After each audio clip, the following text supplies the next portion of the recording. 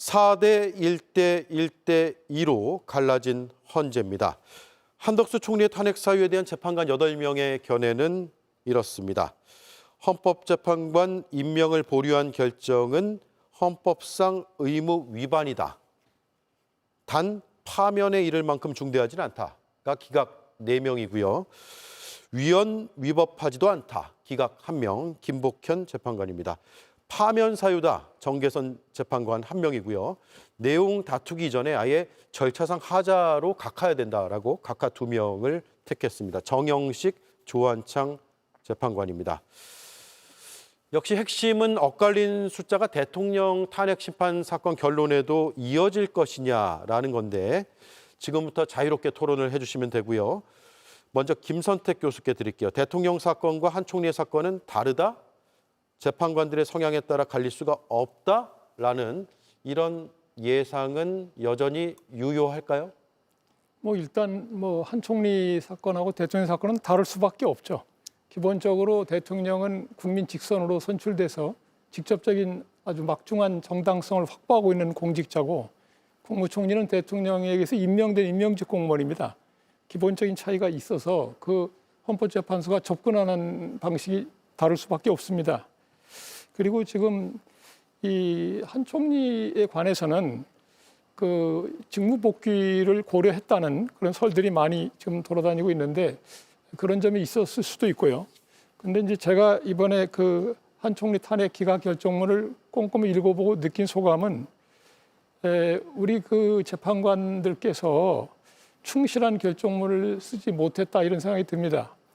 지금 그 기각 결정문, 특히 그 4인 기각 또 1인 기각 의견 그 기각 부분을 읽어보면 상호 모순되는 점이 너무 많고 그리고 제대로 그 정제되지 않은 그런 내용의 그 결정문을 작성하고 있어서 매우 실망스럽고요. 그래서 뭔가 그 헌재 내부에 의사의 조율이 제대로 잘 안 되고 있다. 이런 강력한 어떤 그 시사를 받게 됩니다. 매우 안타깝게 생각되고요. 그래서 윤 대통령 탄핵 사건도 그렇게 쉽게 풀려나가지 않을 것 같은 큰 걱정을 하게 됐습니다. 지금 여당의 지도부에서는 기각 가능성이 커졌다 이렇게 주장을 하고 있거든요. 실제로 그럴 가능성이 있을까요? 동의하시는지, 동의하신다면 왜 그런지부터 말씀을 해주시고 자유롭게 토론하시면 될 것 같습니다. 사안은 마찬가지로 보이는데 해석은 좀 우리 김 교수님하고 저는 좀 다른 것 같습니다. 이번에 이제 4대 1대 1대 2 이렇게 나왔다고 그러는데 결국은 이제 기각 각하가 7분이고 인용은 1분뿐이었거든요. 그런데 이제 각하를 하신 분들은 저희들이 대강 한 거의 8대 0 각하가 나온다 할 정도로 그 절차 위반 문제가 150석, 200석 그게 심했기 때문에 저희들이 이제 그쪽에 많이 논의를 했었는데 오히려 그 논의는 150석으로 가볍게 끝내고 이 내용에 대해서 여러 가지 의견들을 주셨습니다. 그 중에서도 2가지 쟁점이 겹치는 문제였는데 첫째는 이제 계엄선포 묵인방조 공모의 위헌성 문제하고 두 번째는 국무회의의 위헌 위법성 그다음에 절차 위반 문제. 요게 이제 윤 대통령님 탄핵 사건하고 겹치는 문제라서 아까 김 교수님 말씀하셨지만 저도 이 부분을 굉장히 꼼꼼하게 좀 읽어봤는데 저도 김 교수님하고 이 부분에 대해서는 같은 의견입니다. 뭔가 이 부분에 대해서는 헌재가 대통령 심판 때 그것을 더 자세하게 논의하려고 그랬는지 이 부분은 철저하게 이제 피하고 힌트를 거의 주지 않아서 저희들이 보기에는 이 부분, 이 쟁점 2가지는 여전히 의문으로 남아 있습니다. 한덕수 대행의 사건과 윤 대통령의 사건은 완전 별개라고 보세요? 아니면 일정 부분 겹친다고 생각하세요? 아까 말씀드린 대로 이 2가지가 겹치잖아요. 이 2가지가 겹치고요. 이 2가지가 겹치는데 그 2가지 겹치는 것을 거기서 힌트를 주지는 않았을 것 같은데 그래도 좀 뭔가 좀 발견해 보려고 열심히 읽어봤지만 제가 말씀드린 건 결론이 겹칠 가능성을 말씀드린 거예요. 결론은 제가 보기에는 같은 결론이 나올 가능성이 높습니다. 그 말씀 주셨는데요. 사실은 한덕수 총리 탄핵 사건과 윤석열 탄핵 사건은 전혀 다른 사건이고요. 탄핵 소추 사유 자체가 다릅니다. 다르기 때문에 그 의견들이 그대로 또 옮아갈 거다 이런 얘기는 뭐 전혀 그 근거가 없는 거고요. 저는 오히려 한덕수 탄핵 결정문에서 우리가 주목해야 될 부분들은 각하 판단 이 부분인데 그 정족수 문제 빼고요. 각하 사유라고 하는 것은 헌법재판소 재판관들의 직권 판단 사항입니다. 당사자들이 주장을 하든 안 하든 그런 각하 사유가 있는지 없는지를 확인하고 판단을 해줘야 되는데 지금 한덕수 총리 탄핵 결정 과정에서 각하 사유로 얘기되는 부분들이 윤탄핵 사건에서도 거의 그대로 이제 동일하게 좀 얘기되는 부분들이 있습니다. 뭐 예를 들면 내란죄를 내란 행위로 주장했다라는 부분도 한덕수 총리 사건에서도 그렇게 주장을 정리했거든요. 근데 이런 부분들에 대해서 이런 방구가 없습니다. 지적도 없고요. 아무런 판단이 없습니다. 결국 이게 각하 사유가 안 된다라는 것을 보여주는 부분이고요. 또 하나의 각하 사유로 계속 얘기되는 것이 한덕수 총리가 이제 기각이 돼서 다시 복귀하면 결국 그 최상목 부총리가 대행으로서 했던 행위들이 다 무효가 되는 거 아니냐. 그중에 재판관 2명을 임명했던 부분도 무효이기 때문에 재판부 구성 자체가 문제가 있다. 이런 절차적 하자로 각하 주장도 했는데 이미 한덕수 총리 사건에서 그 재판관들이 관여해서 다 결정을 했거든요. 전혀 뭐 문제가 될 수 없는 부분들이고 증거 채택 문제도 마찬가지입니다. 증거 채택이 완화된 형사소송법의 어떤 전문 법칙에 따라서 증거를 채택하는 부분들에 대해서 문제 제기하면서 각하 주장을 하시는데 그 부분도 마찬가지로 한덕수 사건에서도 그 기준에 따라서 그냥 판단을 다 했어요. 각하 사유가 될 수 없다라는 부분들이고 나머지 법사위 조사 절차 거치지 않았다. 이 주장도 한덕수 총리 사건에서도 법사위 조사 절차 거치지 않고 국회 의결을 했거든요. 근데 이거에 대해서 아무런 지적이 없습니다. 탄핵 소추권 남용 마찬가지고요. 그래서 정리하면 한덕수 총리 탄핵 사건 결정에서 각하 사유로 얘기되는 부분들에 대한 아무런 판단이 없었고 지적이 없었다라고 하는 것은 동일한 각하 사유로 주장되는 윤 탄핵 사건에서도 그런 피청구인 측의 주장이 전혀 수용될 여지가 없다. 예. 이 지점을 분명하게 확인할 수 있습니다. 예. 저는 이용 의원님과 좀 반대로 생각을 하는데요. 이번에 언급이 나오지 않은 부분들은 오히려 헌법재판소 내에서 그만큼 의견 조율이 안 되었기 때문이 아닌가라고 생각을 합니다. 저는 이번 국무총리 결정문을 보면서 대통령에 대한 사건의 선고가 더 많이 늦어질 수도 있겠구나라는 생각을 했었거든요. 언급해 주신 내용들 중에서 국무회의의 절차적 정당성의 문제라든지 그리고 내란죄가 철회가 되고 내란 행위라는 것으로 변경이 되었는데 여기에 대해서 이번 한덕수 국무총리 결정문에서 대통령에 대한 뭐 말하자면 간음자, 팁 이런 것들이 나오지 않을까라고 했지만 전혀 언급이 되지 않고 있는 것이죠. 이것은 아직까지도 그 헌재 내부에서 이런 중점적인 것들에 대한 정의조차 제대로 못 내리고 있는 상황이 아닌가라고 생각을 하고요.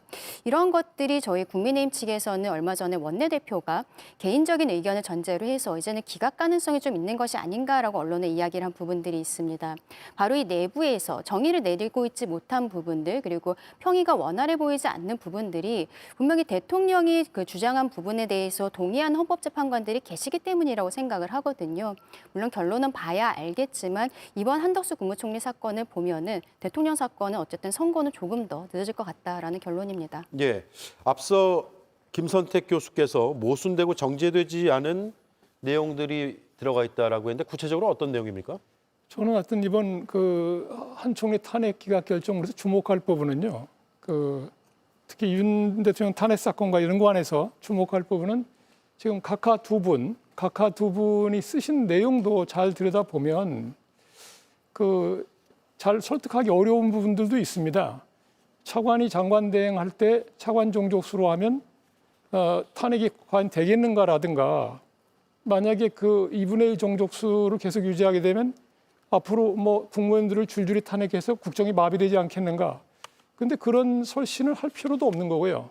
굉장히 무리하게 설시했다는 생각이 들고 그다음에 그 김복경 재판관의 기각 의견을 보면 그 기간 문제가 있는데 헌재 재판관을 그 임명하는 데 필요한 기간을 재판관의 자격 요건하고 그 재판관에 대한 그 국회 의결 절차를 문제 삼았는데 사실 그건 거의 검토할 필요도 없는 겁니다. 재판관의 자격 요건은 헌법재판소법이 명시돼 있기 때문에 국회에서도 그 재판관 선출할 때 미리 사전에 다 확인하는 거기 때문에 별 실익이 없는 거고 사실 또 국회 내부 의결 절차는 국회의 자율권에 속하는 사항이에요. 행정부가 관여할 문제가 아니고 그러니까 아주 중대하고 명백한 하자가 누가 봐도 알 수 있을 정도가 아닌 한 그 의결 절차를 뭐 확인하고 신중하게 검토하고 한다는 것 자체가 넌센스입니다. 근데 그런데 하루 이상의 시간 이상 더 필요했기 때문에 이게 기각한다. 그리고 그렇기 때문에 위법하지도 않다 이렇게 얘기를 했는데 저는 좀 놀랐습니다. 그런 식으로 쓸 수는 없어요. 왜냐하면 그때 이미 한덕수 총리께서 그 탄핵 들어가기 전에 이미 여야 합의가 없으면 임명할 생각이 없다고 했고요. 예. 탄핵 소추가 의결된 이후에조차도 또 그 여야 합의를 말씀하시고 그 임명을 할 수 없다는 식으로 얘기했어요. 그러니까 전혀 이런 위헌적 행위를 해소할 아무런 의지도 보여주지 않았음에도 불구하고 갑자기 그 자격 요건인이 뭐 국회 의결 절차를 들면서 그 상당한 기간이 경과되지 않았으니까 위헌성, 위법성도 없다. 이렇게 쓴 거는 저를 놀라게 했습니다. 이게 무슨 뜻이냐? 지금 이 세 분이 형식이나 절차의 흠결을 찾느라고 애를 쓰고 있는 거로 보여요. 이거는 윤 대통령 탄핵 사건은 매우 좋지 않은 신호라는 생각이 듭니다. 예. 그래서 제가 지금 저는 사실은 대통령이 탄핵하면 돼야 한다고 생각하는 사람이기 때문에 그런데 그래서 이 세 분이 어찌됐든 반대 입장을 견지하고 있는 것이 아닌가 하는 강한 의심이 듭니다. 지금 말씀하신 재판관은 김복형 재판관, 그렇습니다. 예. 기각 의견 1명, 5명 중에 1명이죠. 위법 위헌하지 예, 않다라는 그 자체도 의견 하나. 부인한 경우죠. 예. 예, 그리고 각하 2명, 정영식, 조한창, 예. 김복형, 정영식, 조한창 재판관은 형식 절차를 애써서 문제 제기하기 위해서 찾는 중이다라는 표현까지 쓰셨어요. 예, 김 교수님 저하고 거의 의견이 다 비슷하십니다. 그러니까 세부적인 사안에 대해서는 교수님 의견에 저는 동의합니다. 그런데 이게 왜 이렇게 됐는지를 제가 생각을 해봤습니다. 이거를 한 10여 차례 이상 계속 읽으면서 학생들에게도 이거 숙제 줘가지고 읽게 했는데 이게 제가 보기에는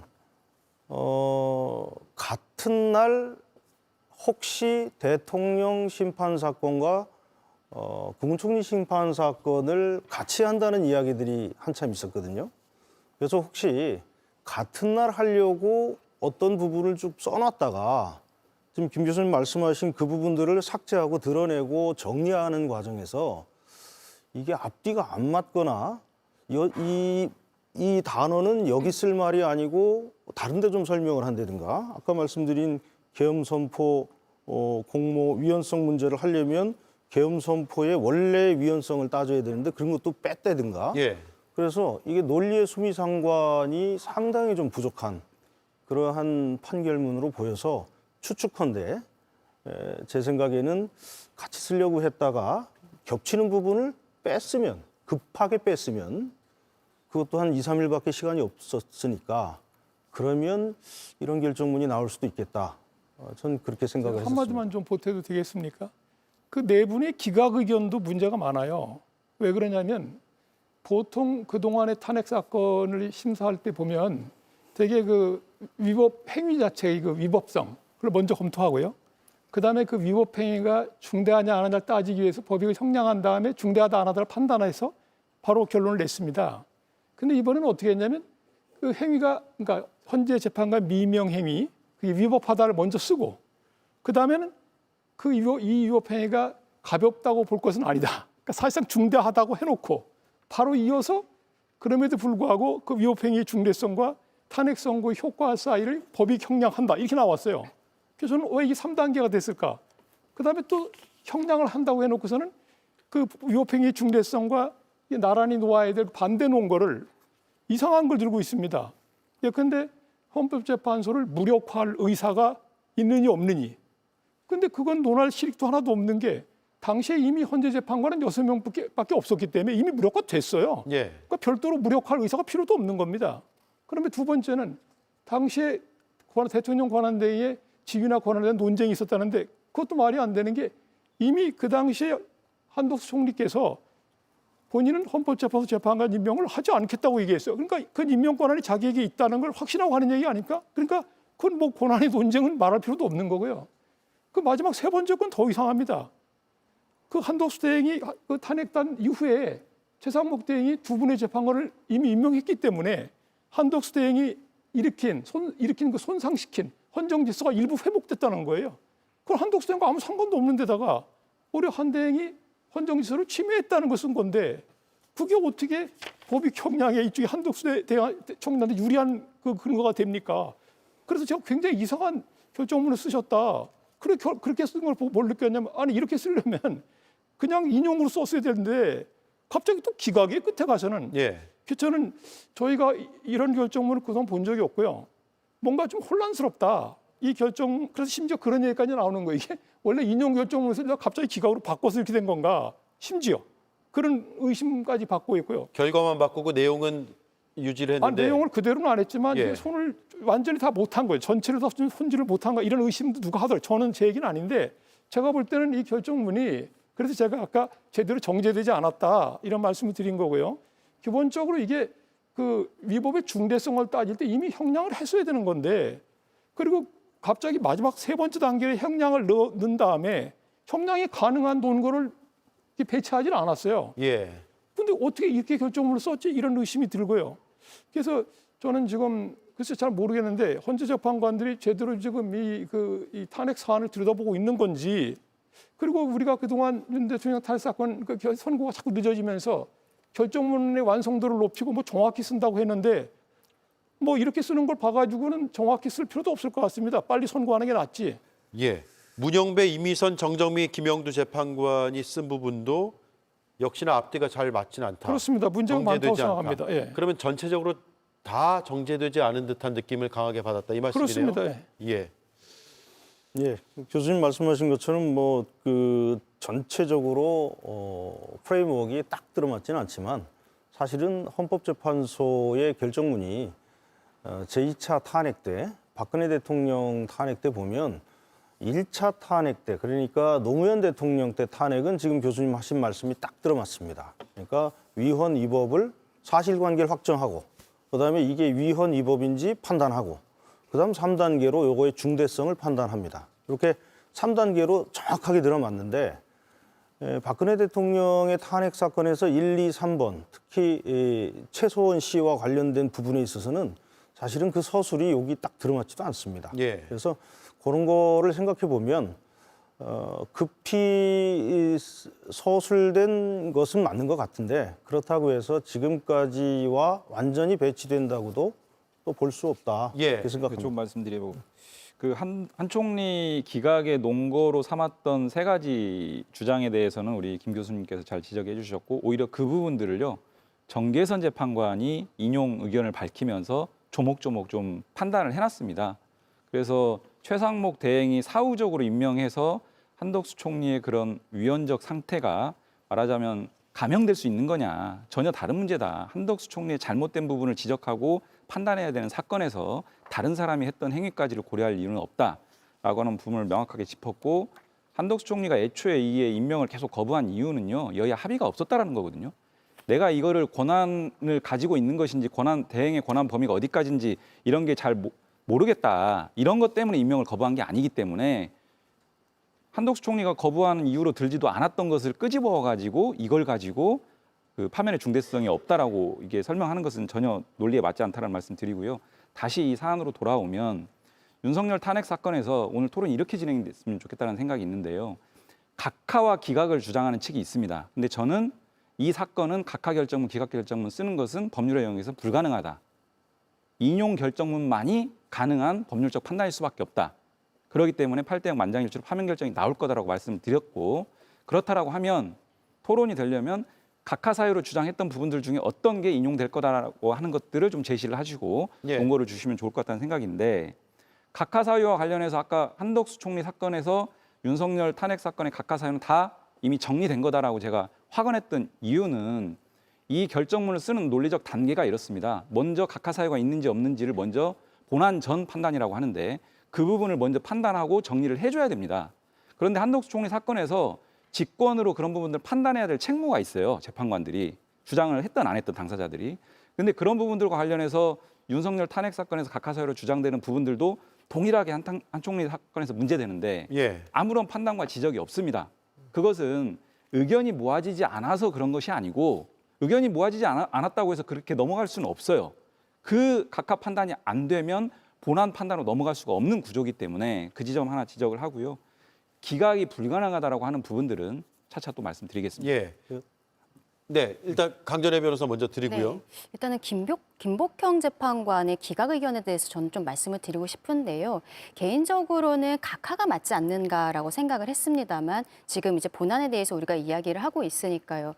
김복형 재판관은 어쨌든 대통령 권한대행이라고 해도 임명권자라는 것에 방점을 두었던 것이 아닌가 싶습니다. 왜냐하면 네 분의 기각 의견 같은 경우에는 자격 요건이 그냥 있었다라는 전제하에 그 다음 판단으로 들어가는데 김복형 재판관 같은 경우에는 자격 요건과 선출 과정의 하자 이런 것들에 대해서 대행도 여기에 대해 어쨌든 검토하는 시간이 필요하다라는 것이죠. 그래서 즉시라는 것이 아니라 말하자면 상당한 기간 내에 해야 한다라고 결정을 내린 것입니다. 그리고 저는 이 부분이 좀 와닿았는데 구체적인 자기 의무가 언제부터 생기는 것인가? 국회에서 재판관 선출 통지를 권한대행에 했을 때 그때 구체적으로 임명을 할지 안 할지에 대한 자기 의무가 생긴다라는 것이죠. 근데 그 부분에 대해서 네 분의 기각 의견은 다루지는 않고 있어요. 저는 김복형 재판관이 이 부분을 정확히 짚었다라고 생각을 합니다. 자기 의무가 생긴 다음에는 김복형 재판관 말로는 이제 한덕수 권한대행이 뭐 거부를 하는 이런 의사표시를 전혀 하지 않았고 이 거부 의사표시가 없는 상황에서 국회에서 이제 탄핵 소추가 이루어진 것이거든요. 이것이 절차에 있어서도 맞지 않는다라는 것이죠. 저는 사실상 이 본안으로 들어갔을 때는 정말로 이것을 쪼개서 봐야 된다라고 생각을 하는데 김복형 재판관이 이야기한 구체적인 자기 의무의 발생 시점 이것이 논리적으로 맞지 않는가라고 생각합니다. 그 구체적 자기 의무 내용은 임명 의무를 말하는 거고 네. 그 임명하기 전에 형식적 심사를 할 수 있다. 그 얘기예요. 실질 심사는 할 수 없고. 그러니까 국회에서 선출한 3명의 재판관에 대해서는 그 실질을 심사해서는 안 되고 형식적으로 검토만 한다고요? 근데 그 형식적인 내용이라는 게 자격이 있는지 없는지 하고 국회에서 의결 절차를 제대로 밟았느냐 이 두 가지인데 그걸 들고 있어요. 김복형 재판관도. 그런데 그 자격 요건이라는 거는 법에 명시돼 있기 때문에 그건 국회에서도 선출 절차 거치기 전에 다 확인하는 거기 때문에 별도로 확인할 필요도 없는 거고 의결 절차도 형식 심사라는 건 그 안을 들여다봐서는 안 되는 겁니다. 그냥 누가 봐도 명백해야 돼요. 아주 중대한 그런 하자가 있어야 비로소 심사가 가능한 건데 그런 건 없었어요. 그리고 실제 이 심리 중에서도 물어봤습니다. 재판관들이 그 마재판관 후보자의 자격에 좀 문제가 있습니까? 물어봤더니 전혀 그런 거 없다고 얘기했어요. 그래서 그 총리 쪽 변호사들도 전혀 문제 없다고 자기들이 얘기한 거예요. 그리고 의결 절차의 하자에 대해서 적극적으로 다투지도 않았어요. 그리고 다툰 건 뭐냐면 여야 합의 문제를 가지고 무슨 헌재 소장 자리를 뭐 합의하기로 했는데 안 했느니 뭐 엉뚱한 얘기를 계속했던 겁니다. 근데 놀랍게도 결정문에는 갑자기 자격 요건이 나오고 의결 절차가 나오고 그 저는 아니 이걸 왜 일부러 썼을까 이런 식으로 그가 일부러 찾았다는 거예요. 형식의 흠결을 찾아서 일부러 기술한 거로밖에 안 보여요. 그리고 그 자격 요건과 절차의 중대 명백한 하자를 확인하는데 뭐가 그렇게 표현을 그렇게 했습니까? 신중하게 확인하고 검토할 상당한 기간이 필요하다. 이 워딩 자체는요. 아주 불필요한 워딩이에요. 아주 간단하게 확인할 수 있는 사항을 뭐 이렇게 신중하게 검토한다고 있습니까? 그래도 이렇게 쓴 거는 형식적 하자를 찾으려고 했던 것이고 지금 말씀하신 대로 이미 본인이 이제 그 선출돼서 온 안 그때로부터 구체적인 자기 의무가 있다 이렇게 말씀하시는데 그리고 그때부터 탄핵 소추 가결될 때까지 뭐 거부 의사를 표시하지 않았다고 하는데 사실은 그 전에 이미 했어요. 거부 의사를. 여야 합의 없이 오면 임명할 수 없다고 자기가 벌써 밝히는 겁니다. 이미. 그러니까 그걸 이제 김복형 재판관께서는 그건 종북적 의사표시는 아니니까 다시 거부 의사를 밝히지 않은 걸 더 중점에 놓고 생각하시는지 모르겠는데 그건 매우 자기적이에요. 아주 자기적으로 결정을 쓰고 있는 거고요. 그래서 저는 이렇게 쓰면 안 된다고 생각합니다. 이런 식으로 뭔가 하자를 찾아서 일부러 기각 의견을 만들려고 하는 것 같은 외관이 형성되기 때문에 그렇게 쓰면 결정문의 설득력이 없어지는 겁니다. 예. 네. 근데 잠깐만요. 예. 제가 그 발언권 드리기로 했는데 잠깐 질문을 드리고 나서 이어가겠습니다. 그러면 김복현, 조한창, 정영식 재판관이 기각 또는 각하 쪽의 입장으로 설 가능성이 있다는 말씀. 그래서 이 태도를 예. 보면 윤 대통령 탄핵 사건에서도 형식과 절차상의 하자를 어떻게든지 찾으려고 할 것 같다 하는 의구심이 든다는 얘기입니다. 예, 한덕수 권한대행의 재판 결과를 본 그 바탕으로 생각해 보면 유추해 보면 대통령 사건에서도 3명의 재판관은 기각 또는 각하의 근거를 찾기 위한 노력을 할 거다 이거죠. 인위적으로라도 찾을 노력을 할 것이다. 그렇게 봅니다. 예, 발언권 드릴게요. 일단 갑자기 이제 아까 이용우 의원님 그 요건 얘기하시다가 갑자기 이제 마 재판관 임명 얘기로 넘어갔기 때문에 그 문제부터 좀 말씀을 드리고 근데 마 재판관님 문제를 좀 말씀드리겠습니다. 그 각하가 절대로 안 된다고 하셨는데 아까 말씀드렸다시피 각하가 될 한 대여섯 가지의 요건 중에서 지금 헌재가 대부분 얘기를 안 했습니다. 그리고 거기에 대해서는 판단을 안 한 게요. 특히 이제 내란죄와 내란 행위 같은 거 거기에 대해서도 헌재가 명확하게 지금 이야기를 안 하고 넘어갔습니다. 그건 아마 대통령 심판 사건 때 이 각하 사유에서 저는 논의가 좀 될 거라고 생각을 하는데 그게 논의가 전혀 안 됐다고 그래서 그냥 그 기각 인용으로 계속 이렇게 갈 수 있다라고 하시는 것은 좀 논리의 비약이 아닐까 이렇게 생각을 하고 있고요. 아마도 이 각하 사유에 대해서는 좀 더 심각하게 심도 있는 논의가 대통령 탄핵 사건에서 될 겁니다. 예. 김 교수님, 하나만 좀. 예, 김 교수님 말씀하신 것에 대해서 조금 말씀을 좀 짧게 드리면, 네.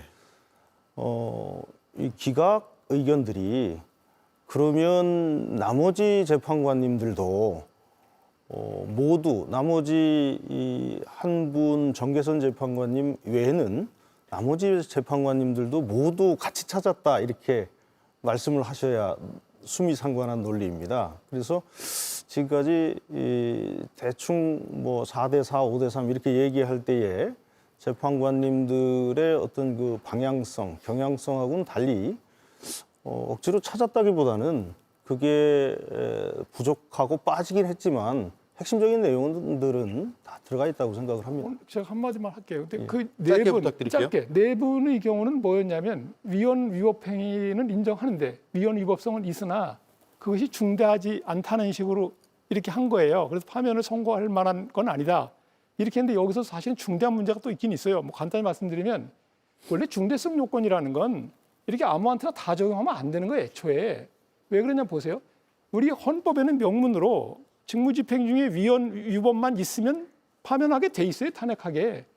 근데 중대성 요건을 끌어들인 거는 헌법에 법정화가 안 돼 있는 겁니다. 무슨 뜻이냐면 대통령 사건의 경우에는 헌법에 그런 중대성 요건이 명시되어 있지 않는다 하더라도 다른 헌법의 여러 조항에서 끌어내서 예. 위헌 위법하다 하더라도 파면하지 않을 수 있게끔 요건을 형성할 수 있어요. 이 면책 요건처럼 그런 가능성이 열려 있는데 총리의 경우는 그런 가능성이 없습니다. 지금 잠깐만. 전혀 지위가 다르고 원래 그 자리에 오르는 그게 다 다르기 때문에 근데 이 중대성 요건을 헌재가 너무 확장 해석해서 지금 모든 탄핵 사건을 다 쓰고 있습니다. 근데 원래 헌법재판소에서 처음에 노무현 대통령 할 때 그때 대통령이시고 하니까 사소한 위법 행위로 어떻게 탄핵을 하느냐 그게 중대성 요건을 그렇게 만들어낸 거예요. 그래서 이 부분이 뭐 어차피 지금 선례가 뭐 많이 쌓여서 계속 그렇게 하고 있지만 헌재가 한번 재검토를 해야 될 겁니다. 예. 예. 그 내란죄를 내란 행위로 주장했던 부분들에 대해서 이게 각하 사유로 검토될 수 있다라고 하는 전제에서 말씀을 주셨는데요. 각하 사유로 검토 대상 자체가 안 된다라는 것은 아마 교수님께서도 아실 것 같고요. 그러니까 내란죄를 내란 행위로 바꿔서 주장을 한 게 만약에 이게 문제가 된다라고 하면 그냥 재판관들이 내란죄로 접근해서 판단을 하면 되는 거고 그래서 달리 얘기하면 이것은 본안전의 각하 검토 대상이 아니라 본안에 들어가서 그냥 판단하는 문제고 이것은 윤 탄핵 사건 변론 준비기일에서 그 수탁 재판관 두 분께서 그냥 공개적으로 발언했습니다. 피청구인 측에서 그런 주장하니까 그거는 법적 평가의 문제니까 우리가 알아서 잘 판단해 볼게요.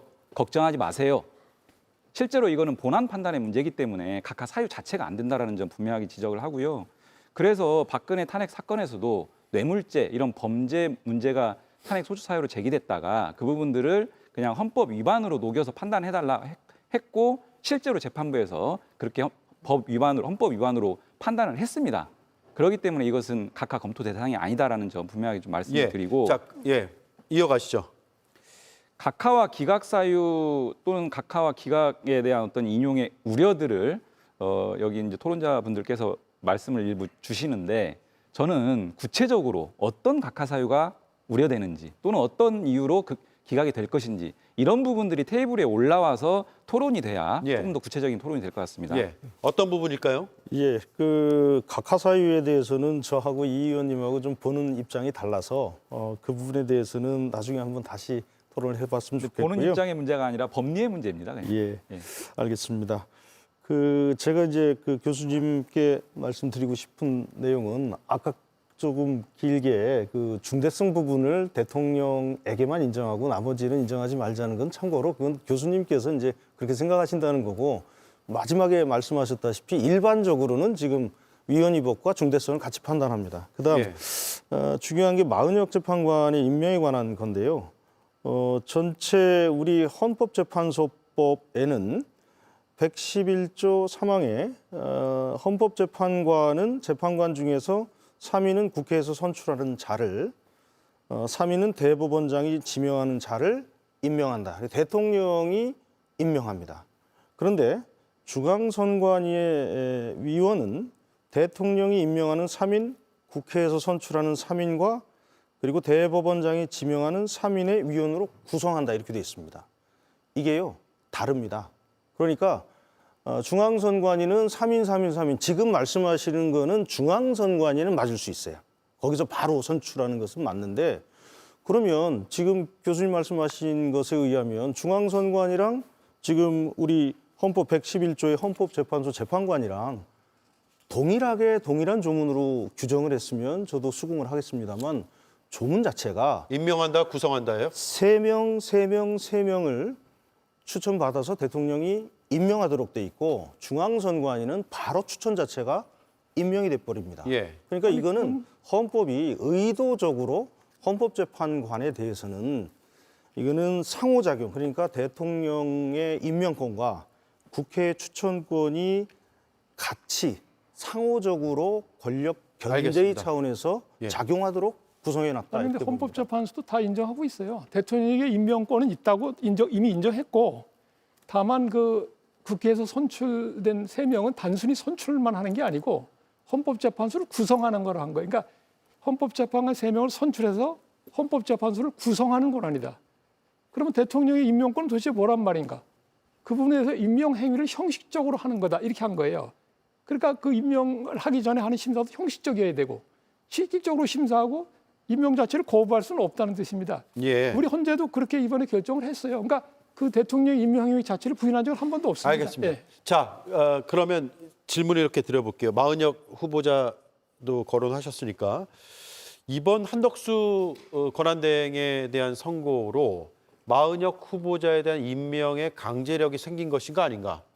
즉 위헌이다. 다만 파면에 이를 정도는 아니다라고 결정한 그 정신에 비춰보면 위헌이기 때문에 빨리 임명을 해야 된다. 가 지금 민주당 주장이고 그렇지 않다라고 국민의힘은 주장하고 있는데 강전혜 변호사부터 들어볼게요. 일단 제가 지난주에도 말씀을 드렸었는데요. 마은혁 후보자라는 사람이 결정문에 들어간 것은 민주당에서 추천을 했기 때문인 것이죠. 국회에서 선출 절차를 거친 사람이기 때문에 그 이름이 들어간 것입니다. 근데 국민의힘 입장에서는 이 마은혁 후보자의 과거 전력이라든지 이런 것들이 국민의 눈높이에 맞지 않다라는 거예요. 그래서 저희 측에서는 임명을 하면 안 된다라고 말씀을 드리는 건데 예. 그렇다면은 이미 청문회는 끝난 상황이지만 국민의힘으로 하여금 마은혁 후보자에게 검증할 수 있는 시간을 국회에서만 갖는 것이 저는 맞지 않는가. 그리고 거기서 뭐 생중계 같은 것을 하면 뭐 민주당에서 그렇게 생각할 수도 있어요. 국민의힘에서 티끌 만한 것이라도 꺼내서 이 사람 임명하지 말아야 된다고 계속 주장하는 거 아니냐. 근데 지금은 그럴 수 있는 상황은 저는 아니라고 생각하거든요. 그리고 4월 18일에 어쨌든 또 두 분의 재판관들이 임기가 끝나는 것 아니겠습니까?